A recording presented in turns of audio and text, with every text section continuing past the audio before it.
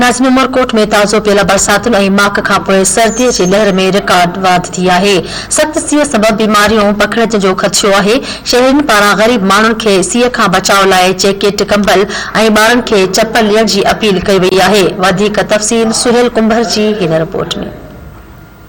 जी नाज़रीन, ताज़ी पियल बरसातन का पोइ सिंध में सर्दी की लहर में वाध थी वही है। उन वाले से गुज़िरियल 2 ॾींहनि खां माक ऐं बरसात पवण सब जेके माण्हू आहिनि उहो सीउ में वठिजी विया आहिनि। माण्हू जेके आहिनि उहे घरनि ताईं मौजूदु थी आहिनि। असां हिन वक़्तु उमरकोट शहर जे आसपास रहंदड़ लाॾाऊ कबीलनि जे माण्हुनि वटि मौजूदु आहिनि, जिते तव्हां ॾिसी सघो था हिननि वटि न घर आहिनि, हिननि जूं सिर्फ़ु झूपड़ियूं ठहियल आहिनि। जेके बरसात पवण सबबि जेके आहिनि उहे बि किरी वियूं। हिननि जे जीअं झूपड़ियूं ठहियल आहिनि उते बि जेके आहिनि गप आहे, उते पाणी बीहे थो। हिननि जेके मासूम ॿार आहिनि उहे बरसाती पाणी में हिन सख़्त सीउ में जेके आहिनि उहो अंग उघाड़ा आहिनि। हिन वटि न जर्सी आहे, न जैकेट, न वरी हिन वटि कंबल वग़ैरह आहे।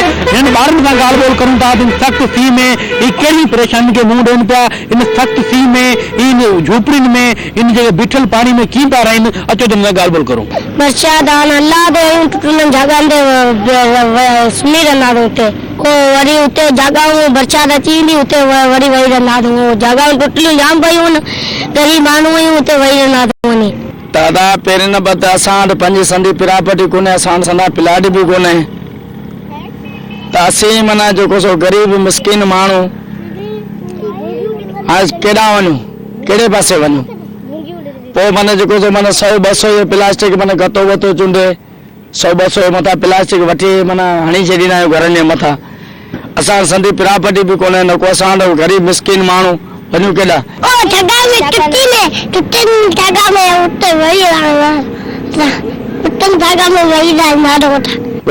रोटिया पासा वठी वञी वेही रहंदारी, जा को टुटल जॻहूं आहिनि होॾां वञी वेही रहंदारी, किथे आसा पासा वठी किनारे जॻहनि जो उते वञी वेही रहंदारी। सीउ खां बचाइजे न साब कुझु कोन्हे। असां इहो ई आहे, झुपड़ियूं आहिनि, ॾिसो था टुटल घर।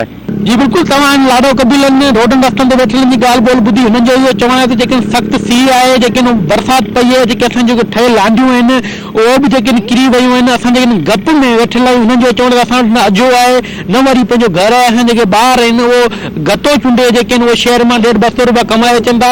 असां वटि पैसा न आहिनि, असां जेके आहिनि उहे रोड रस्तनि ते पियल आहियूं। सिंध गवर्नमेंट खे हिननि अपील कई आहे त जेके असांखे कंबल, जर्सियूं या असांजे मासूम ॿारनि खे चंपलूं ॾिनियूं वञनि, जीअं असांजे ॿार सख़्त सीउ में बीमारी सीउ खां बची सघनि।